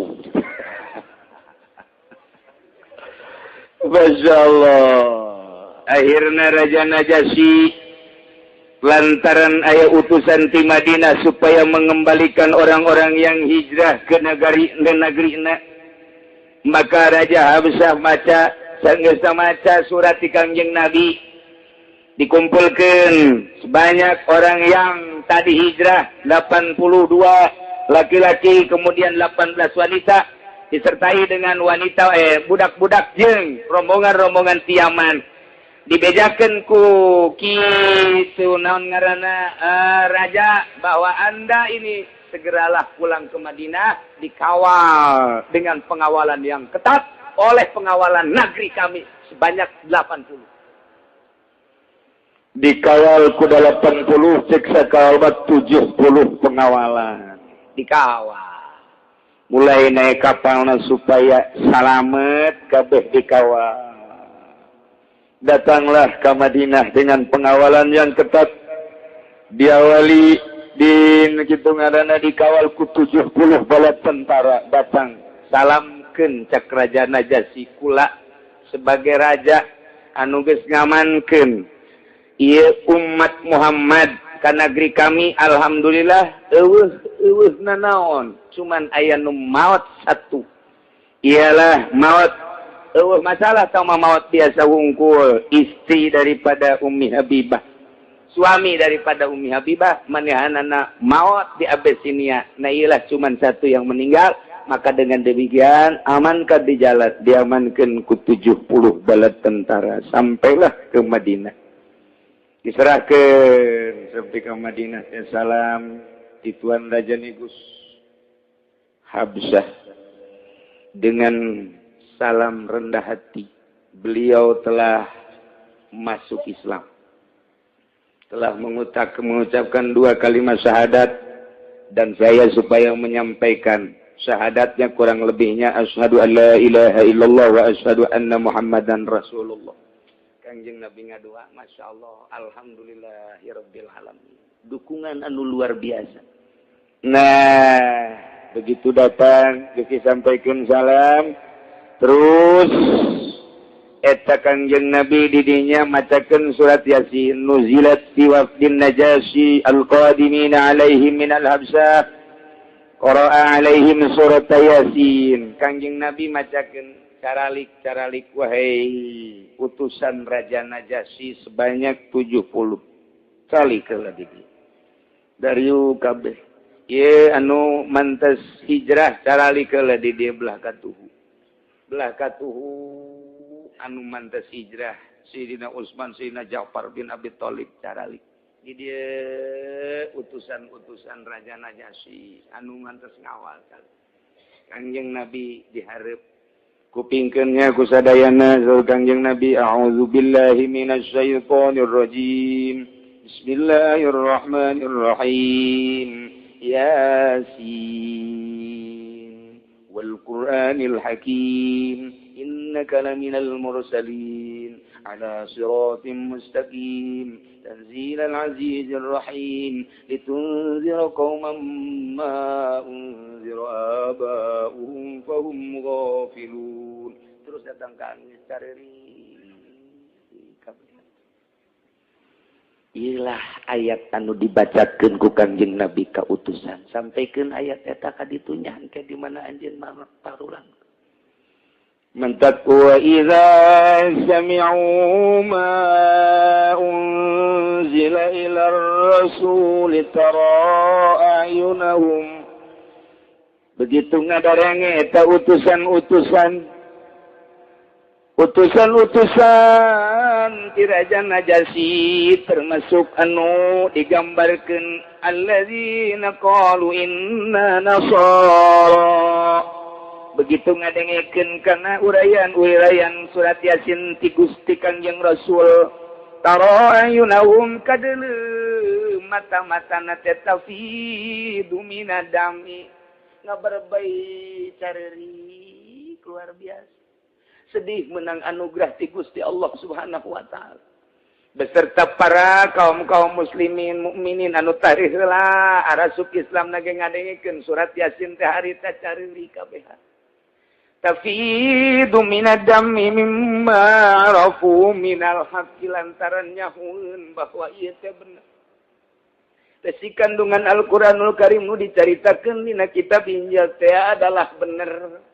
Didengekeun ku manehanana nu bakal disampaikan ka Raja Najasyi kuluna nyana ngomong di hareupeun Kangjeng Nabi Rabbana atina pangeran abdi sadaya bere abdi Gusti sodak nabi-nabi gawa kitabika ngabenerkeun abdi sadaya ka kitab Gusti jeung ka nabi Gusti jeung ka kitab Gusti faktum nama asyahidin Gusti abdi mohon dicatat dibarengkeun jeung jelema-jelema anu nyaksian anu ngabalalanerkeun kana Kangjeng Nabi jeung kana kitab Quran. Wa qalu jeung ngomong anjeunna dina ngajawaban jelema-jelema anu nyengsirikeun kana Islam. Saat eta rombongan negara Najasyi arasuk Islam tadi dipantau ku Yahudi dipantau ku musikin Mekah ai praktek sugan teh mah pemantauan eta teh bakal ngangeunahkeun lantaran dianggapna ku Yahudi teh bakal ngadukung agama Yahudi jeung agama Nasrani tapi ternyata orenganan mawa misi asuk Islam atuh dijejele atuh disenserikeun atuh dianiaya hampir kena penganiayaan di bait Yahudi cek manehanana kulawan tarol teuing anjeun ti nagara Abisinia nu sakitu jauhna ka dieu sugan teh mangan seukur endek naon kitu ngaping doang tapi ternyata orang anjeun teh ngalepaskeun agama nenek moyang anjeun ku boloon teuing ku tolol teuing ku goblok teuing atuh kunaon mimilu ka agama anu anyar tolol dijawab ku manehanana malana la nu'minu billahi wa ma ja'ana minal haqq malana wa qalu cek maranehanana malana naon atuh ka kami kabehan la nu'minu make jeung teu ngimankeun ka Allah jeung ka Al-Qur'an anu diturunkeun ku Gusti Allah da bener Al-Qur'an tegese Qur'an ailamani lana minal imani mau jadi mubtadi nu ngahalangan ka kami kudu teu iman mah lantaran ayat tanda-tanda kebenaranna Muhammad kebenaran Al-Qur'anul Karim wa nafmau ayyudkhilana rabbuna ma'al qaumis sholihin harapan kami eueuh deui iwasi pangeran kami Gusti Allah teh ngasupkeun ka sorga babarengan jeung jelema nu soleh kabeh pan urang cicing nyekelan agama Injil nyekelan agama Nasrani nyekelan kitab Injil teh pan urang ge hayang ka sorga sedengkeun dina kitab Injil geus dijelaskeun bakal aya nabi akhir zaman ngaranna Muhammad kitabna kitab suci Al-Qur'an lamun bener-bener urang nyekelan kitab Injil hayang ka sorga wani kudu pindah agama ku ari ka agama nu dibawa ku Kangjeng Nabi Muhammad sallallahu alaihi wasallam. Nah, atuh hayang ka sorga make teu daek pindah. Harapan kami eueuh deui wa naqmau kami ngaharepkeun ayyudkhilana rabbuna Allah pangeran kami ngasupkeun ma'al qaumis sholihin ngasutkeun ka surga babarengan jeung mukminin. Dijawab ku Gusti Allah, fa asabahumullahu bima qalu jannatin tajri min tahtihal anhar. Cek Gusti Allah, fa asabahumullah maka ngaganjar Gusti Allah mere pahala Gusti Allah ka jelema-jelema eta bima qalu ku ucapan manehanana dibere jannatin tajri min tahtihal anhar, yakin dibere surga nu surga teh geus digambarkeun ku indah-indahna tajri min tahtihal anhar. Teu gersang surga mah di sisi digigir di luhur di handap cai curcor ka mana-kamana eta kakara gambaran caina doang sebab tina cai bakal segala rupa jadi indah. Geus cukup bae heula ngagambarkeun keindahan surga tajri min tahtihal anhar. Bari di ditu teh di alam surga teh lain satahun 2 tahun 100 200 tahun orengan anu khalidina fiha di surga nawazalika eta surga teh jazaul muhsinin babales jelema anu nyieun kahadian kabeh iman ka Allah, iman ka Kangjeng Rasulullah, iman ka kitab Al-Qur'anul Karim. Baliknya ka negeri Najasyi disampaikeunlah surat Yasin jeung berbagai pesan ti Kangjeng Nabi. Balik mantap bae Raja Najasyi maca 2 kalimat syahadat deui ngageleger di nagarana terketahui oleh seluruh negara. Asyhadu an la ilaha illallah wa asyhadu anna Muhammadar Rasulullah. Kacau walau negara di mana-mana. Mentak begitu Raja Najasyi maut, Kanjeng Nabi salat gaib di Madinah. Shalli ala mayyiti negus an-Najasyi al-gaib. Allahu Akbar. Ayana salat gaib teh dimimitian ku Kangjeng Nabi nyolateun Raja Najasyi. Masya Allah. Kumaha jelema nu kalalafir? Walladzina kafaru ari jelema nu kalalafir mah nu nyekelan Taurat keukeuh, nu nyekelan Injil keukeuh. Agamana terus-terusan Kristen bari tahrif Kristen nawat kazabu bi ayatina jeung ngabohongkeun ka kitab-kitab urang ka ayat-ayat urang ka ayat-ayat Allah ka ayat-ayat Allah anu agung yakni Al-Qur'anul Karim. Tah jelema nu kalafir kitu mah ulaika ashabul jahim. Yahudi, Nasrani, Katolik, Protestan. Nu ayeuna eta adalah ulah sahabat kadiana deui, ulah mangmang deui. Ulaika ashabul jahim bakal ngerebek, dikulub, dipanggang, disate di neraka jahanam. Na'udzubillah min zalik wa min zalik urang mah alhamdulillahirabbil alamin. Sakit urang dibere sehat alhamdulillahirabbil alamin, dibere jagjag, dibere ngeunah dahar, ngeunah nginum ala kadar kendaraan keur bogana alhamdulillah, keur teu bogana urang bisa nyewa lah. Jadi dunia masa kedeung ieu tapi di akhirat tadi geus dijanjikeun ku Gusti Allah jannatin tajri min tahtihal anhar. Mudah-mudahan orang kabehan waya di dia khususna umumna mukminin mukminat sadunya mudah-mudahan dihampura dosa ku Gusti Allah Subhanahu wa taala, ditegerkeun iman Islam mukminin mukminat sehingga henteu kagoyahkeun ku badai-badai naon bae nu datang, sehingga urang kabehan disalametkeun di dunia wal akhirah bi barakati umil Quran. Al-Fatihah. Bismillahirrahmanirrahim. Alhamdulillahirabbil alamin arrahmanirrahim maliki yaumiddin. Iyyaka na'budu wa iyyaka nasta'in ihdinas siratal mustaqim siratal ladzina an'amta 'alaihim ghairil maghdubi 'alaihim waladdallin. Allahumma shalli wa sallim ala sayyidina Muhammadin fil awwalin wal akhirin wa barik wa sallim. ورضي الله تعالى عن ساداتنا وصحب سيدنا رسول الله أجمعين. آمين يا الله يا رب العالمين. اللهم أرنا الحق حقا وارزقنا اتباعه وأرنا الباطل باطلا وارزقنا اجتنابه ولا تجعله متشابها علينا فنتبع الهوى. اللهم اهدنا الصراط المستقيم. اللهم اهدنا الصراط المستقيم. اللهم اهدنا الصراط المستقيم صراط الذين أنعمت عليهم من النبيين والصديقين والشهداء والصالحين وحسن أولئك رفيقا ذلك الفضل من الله وكفى بالله عليما وصل وسلم على جميع الأنبياء